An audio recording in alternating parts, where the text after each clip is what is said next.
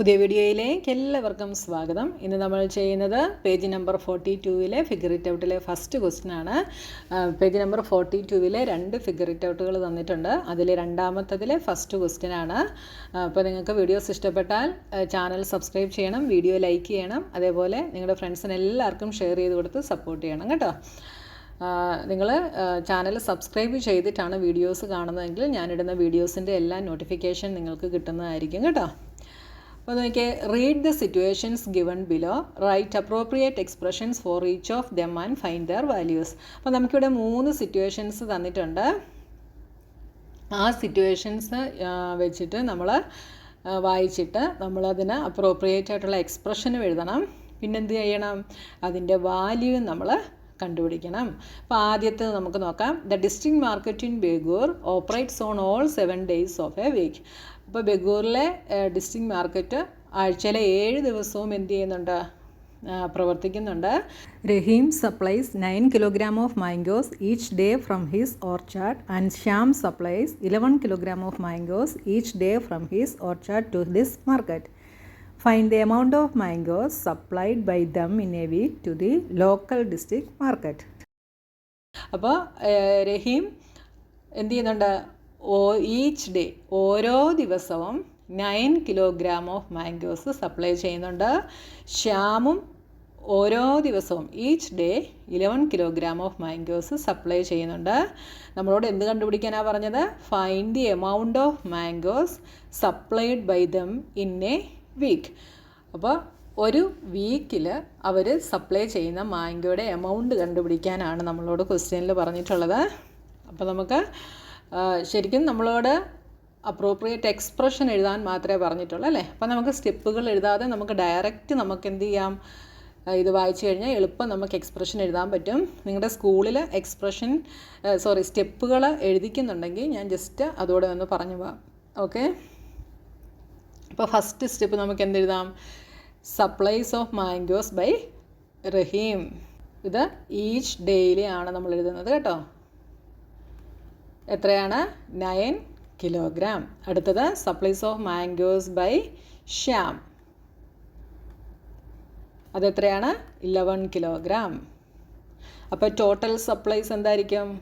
9 kilogram plus 11 kilogram. ഇതിനെ നമുക്ക് 9 + 11 kilogram എന്ന് എഴുതാം. അപ്പോൾ ഈച്ച് ഡേയിലെ ടോട്ടൽ സപ്ലൈ ആണ് എഴുതിയിട്ടുള്ളത്. നമ്മളോട് ഒരു വീക്കിലാണ് കണ്ടുപിടിക്കാൻ പറഞ്ഞിട്ടുള്ളത് അല്ലേ. ഒരു ഡേയിൽ 2 പേരുടെയും കൂടെ എത്രയാണ്? 9 + 11 ആണ്. ഇനി therefore total supplies of mangoes in the market in all 7 days എന്ത് വരും? അപ്പം ഒരു ദിവസം 9 + 11 ആണെങ്കിൽ 7 days കണ്ടുപിടിക്കണമെങ്കിൽ 7 × 9 + 11 ചെയ്യണം. 7 × 9 + 11 kilogram. ഇതാണ് നമ്മുടെ എക്സ്പ്രഷൻ എന്ന് പറയുന്നത്. അപ്പോൾ നമ്മളോട് എക്സ്പ്രഷൻ കണ്ടുപിടിക്കാനും പറഞ്ഞിട്ടുണ്ടായിരുന്നു. ഇതാണ് നമ്മുടെ എക്സ്പ്രഷൻ. എന്താണ്? 7 × 9 + 11. ഇനി എന്ത് കണ്ടുപിടിക്കണം? ഇതിൻ്റെ വാല്യൂ നമ്മൾ കണ്ടുപിടിക്കണം. അപ്പോൾ വാല്യൂ എങ്ങനെയാണ് വരിക? 7 × 7 × 9 + 11 is 20 7 × 2 14. ഈ 20യുടെ ഒരു 0 കൂടെ ഇട്ട് കൊടുക്കുന്നു. അപ്പോൾ 140 kilogram ആണ് 7 ഒരു വീക്കിലുള്ള മാംഗോസിൻ്റെ സപ്ലൈ എന്ന് പറയുന്നത്. മനസ്സിലായല്ലോ നിങ്ങൾക്ക്? വളരെ സിമ്പിളാണ്. ഇനി ഇതിൻ്റെ അടുത്ത പാർട്ട് എന്താണെന്ന് നമുക്ക് നോക്കാം. അടുത്തത് ഇതിൻ്റെ ബി ആണ്. Binu earns ₹20,000 per month.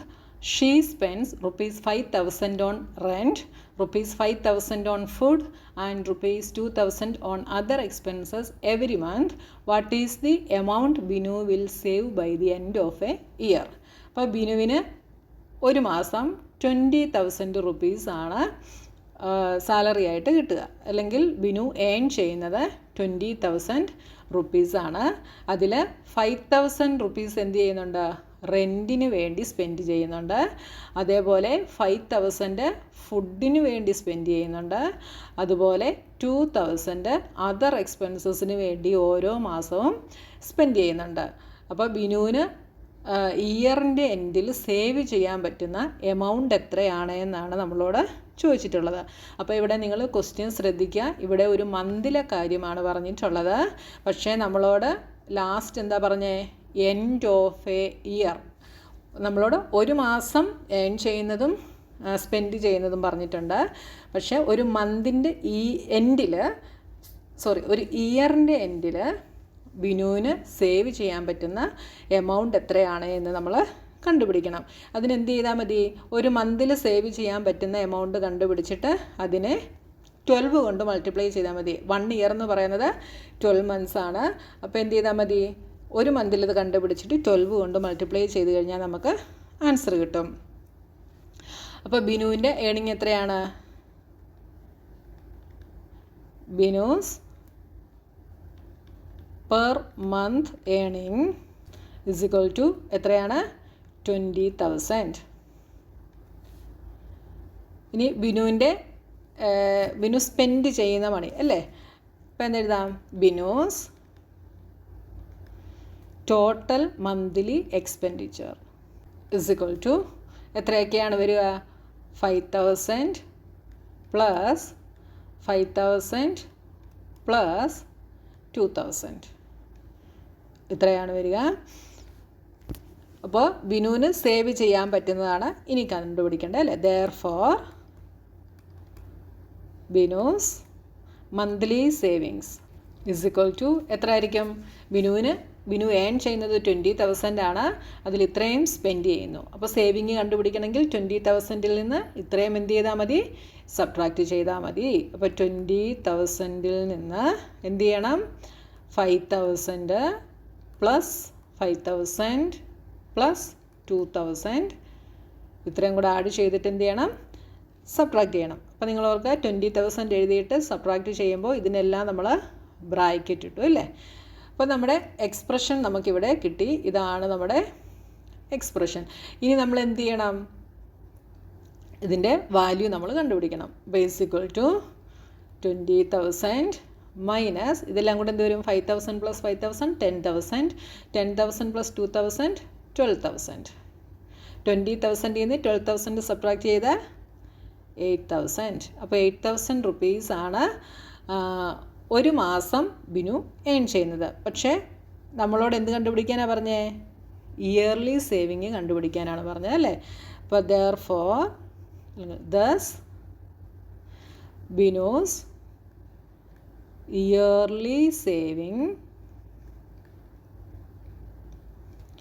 Savings is equal to എന്താ വരിക, 12 ഇൻറ്റു 8,000 ചെയ്താൽ മതി അല്ലേ. 12 ഇൻറ്റു 8 ഈസ് 96. എന്നിട്ട് ഈ 8,000-ൻ്റെ 3 സീറോസും കൂടെ ഇവിടെ ഇട്ട് കൊടുക്കുക. 96,000 റുപ്പീസാണ് ബിനുവിൻ്റെ ഇയർലി സേവിങ് എന്ന് പറയുന്നത്. മനസ്സിലായല്ലോ, വളരെ സിമ്പിളാണ്. ഇനി നമുക്ക് അടുത്ത പാർട്ട് എന്താണെന്ന് നോക്കാം. അടുത്ത question, during the day time a snail climbs 3 centimeter up a post and during the night while asleep accidentally slip down by 2 centimeter. അപ്പോൾ ഡേ ടൈമിൽ ഒരു സ്നെയിൽ പോസ്റ്റിൽ 3 centimeter ക്ലൈംബ് ചെയ്യും. പക്ഷേ നൈറ്റിൽ ഉറങ്ങുമ്പോൾ എന്ത് ചെയ്യും, ആക്സിഡൻ്റലി സ്ലിപ്പായിട്ടത് 2 centimeter ഡൗണിൽ വരും. The post is 10 centimeter height. അപ്പോൾ ഇവിടെ ജസ്റ്റ് നിങ്ങളെ ഞാനൊരു പിക്ചർ വരച്ച് കാണിക്കാം. അപ്പോൾ ഇതാണ് നമ്മുടെ പോസ്റ്റ്. ഇതിൻ്റെ ഹൈറ്റ് 10 centimeter ആണ് എന്ന് പറഞ്ഞിട്ടുണ്ട്. അപ്പോൾ സ്നെയിൽ എന്ത് ചെയ്യും, സ്നെയിൽ 3 centimeter ഡേയിൽ ക്ലൈംബ് ചെയ്യും. അത് കഴിഞ്ഞിട്ട് ഉറങ്ങുമ്പോൾ എന്ത് ചെയ്യും, ആക്സിഡൻ്റലി സ്ലിപ്പായിട്ട് 2 centimeter താഴേക്ക് വരും അല്ലേ. 3 centimeter ക്ലൈംബ് ചെയ്യും, നൈറ്റിൽ 2 centimeter ഡൗണിലേക്ക് വരും. അപ്പോൾ ഒരു ദിവസം എത്രയാണ് സ്നെയിൽ ക്ലൈംബ് ചെയ്യുന്നത്, 3 കയറിയിട്ട് താഴേക്ക് 2 വന്നു കഴിഞ്ഞാൽ 1 centimeter എന്ത് ചെയ്യുന്നുള്ളൂ, ഒരു ഡേയിൽ സ്നെയിൽ ക്ലൈംബ് ചെയ്യുന്നുള്ളൂ. And the delicious treat is on its top. അപ്പോൾ സ്നെയിലുള്ള ഡെലീഷ്യസ് ട്രീറ്റ് എവിടെയായിരിക്കുന്നത്, ഇതിൻ്റെ ടോപ്പിലാണ് ഉള്ളത്. In how many days will the snail get the treat. അപ്പോൾ ഈ ട്രീറ്റ് സ്നെയിലിന് കിട്ടണമെങ്കിൽ എത്ര ദിവസം എടുക്കുമെന്നുള്ളതാണ് ക്വസ്റ്റ്യൻ. അപ്പോൾ 3 സെൻറ്റിമീറ്റർ ക്ലൈംബ് ചെയ്യുന്നുണ്ട്, അതേപോലെ നൈറ്റിൽ 2 സെൻറ്റിമീറ്റർ ഡൗണിലേക്കും വരുന്നുണ്ട്.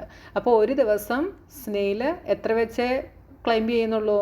1 സെൻറ്റിമീറ്റർ വെച്ചിട്ടേ ക്ലൈംബ് ചെയ്യുന്നുള്ളൂ. അപ്പം 1 സെൻറ്റിമീറ്റർ ഒരു ദിവസം പോവും, 2 അടുത്ത ദിവസം പോവും, അതേപോലെ ഓരോ ദിവസവും എന്ത് ചെയ്യുന്നുണ്ട്? 3 വെച്ച് കയറുന്നുണ്ട്. അടുത്ത ദിവസം ഈ 1 സെൻറ്റിമീറ്ററിൽ നിന്നാണ് 3 പോകുന്നത്, അവിടെ നിന്ന് വീണ്ടും 2 താഴേക്ക് വരും. അപ്പോൾ എവിടെ എത്തും? 2-ലെ എത്തുന്നുള്ളൂ. അങ്ങനെ അങ്ങനെ കയറിപ്പോവും. അപ്പോൾ ആദ്യത്തെ ദിവസം 1 സെൻറ്റിമീറ്റർ, അടുത്തത് 2, 3, 4, 5, 6, 7. അപ്പോൾ 7 ദിവസം ഇങ്ങനെ പോയി. അപ്പോൾ ഒരു ദിവസം 3 സെൻറ്റിമീറ്റർ കയറുമെന്ന് പറഞ്ഞു അല്ലേ? അപ്പോൾ 7 ഡേയ്സ് സ്നെയിൽ ഇങ്ങനെ പോയി. ഇനി അടുത്ത 8ാമത്തെ ദിവസം സ്നെയിൽ എന്ത് ചെയ്യുന്നു? വീണ്ടും മുകളിലേക്ക് ക്ലൈംബ് ചെയ്യുന്നു. അപ്പോൾ 3 സെൻറ്റിമീറ്റർ ക്ലൈംബ് ചെയ്യുന്നുണ്ട്. അപ്പോൾ ഇവിടെ വരെ ആയപ്പോൾ എത്രയായി? 7 ദിവസമായപ്പം 7 സെൻറ്റിമീറ്റർ ക്ലൈംബ് ചെയ്ത് കയറി അല്ലേ? അടുത്ത 8ാമത്തെ ദിവസം സ്നെയിൽ എന്ത് ചെയ്യുന്നു? 3 സെൻറ്റിമീറ്റർ ക്ലൈംബ് ചെയ്യുന്നു. അപ്പോൾ ഈ 7 സെൻറ്റിമീറ്ററിൻ്റെ കൂടെ ഈ 3 സെൻറ്റിമീറ്റർ കൂടെ ക്ലൈംബ് ചെയ്തപ്പോൾ സ്നെയിൽ എവിടെ എത്തി? 10 സെൻറ്റിമീറ്ററിലെത്തി. അതായത് ഈ പോസ്റ്റിൻ്റെ ടോപ്പിലെത്തി. അവിടെയാണ് ഡെലീഷ്യസ് ട്രീറ്റ് ഉള്ളതല്ലേ? അപ്പോൾ സ്നെയിൽ സ്ലീപ്പ് ചെയ്യുന്നതിന് മുമ്പ് എന്ത് ചെയ്തു? ഈ ട്രീറ്റ് കഴിച്ചു. അങ്ങനെ അപ്പോൾ പിന്നെ താഴേക്ക് എന്ത് ചെയ്യുന്നില്ല, ഉറങ്ങുന്നതിന് മുമ്പാണ് കഴിച്ചത്. അപ്പോൾ അവിടെ ആ ട്രീറ്റ് കിട്ടാൻ വേണ്ടി എത്തുന്ന ദിവസം കണ്ടുപിടിക്കാനാണ് നമ്മളോട് പറഞ്ഞത് അല്ലേ? അപ്പോൾ ഇവിടെ വരെ 7 ഡേയ്സ് ആയിരുന്നു. 8ാമത്തെ ദിവസം 3 സെൻറ്റിമീറ്ററൂടെ ക്ലൈംബ് ചെയ്തിട്ട് ആ ട്രീറ്റ് കിട്ടി. അപ്പോൾ എത്ര ദിവസം എടുത്തു? 8 ദിവസം എടുത്തു അല്ലേ? അപ്പോൾ നമുക്കിവിടെ അതിൻ്റെ സ്റ്റെപ്പ് എങ്ങനെ എഴുതാം? Distance climbed by the snail in 1 day. 1 day is equal to എത്രയാണ്? 3 ക്ലൈംബ് ചെയ്യും, 2 താഴേക്ക് വരും. അപ്പോൾ എത്രയാണ്? 1 centimetre. Therefore, distance climbed in 7 days എത്രയായിരിക്കും? 7 സെൻറ്റിമീറ്റർ. ഇനി പോസ്റ്റിൻ്റെ ഹൈറ്റ് 10 സെൻറ്റിമീറ്റർ ആണ് എന്ന് നമ്മളോട് പറഞ്ഞിട്ടുണ്ട്. അടുത്തത് the distance climbed on the 8th day before slipping. എത്രയാണ്? 7 + 3 is equal to 10 centimetre. So the snail will take 8 days to reach the top. മനസ്സിലായല്ലോ? വളരെ സിമ്പിളാണ്. നിങ്ങൾക്ക് മനസ്സിലാകാൻ വേണ്ടിയാണ് ഞാനിങ്ങനെ ഒരു ഫിഗർ വരച്ചിട്ട് പറഞ്ഞു തന്നത് കേട്ടോ. അപ്പോൾ ഇനി അടുത്ത ക്വസ്റ്റ്യനുമായി നമുക്ക് നെക്സ്റ്റ് വീഡിയോയിൽ കാണാം.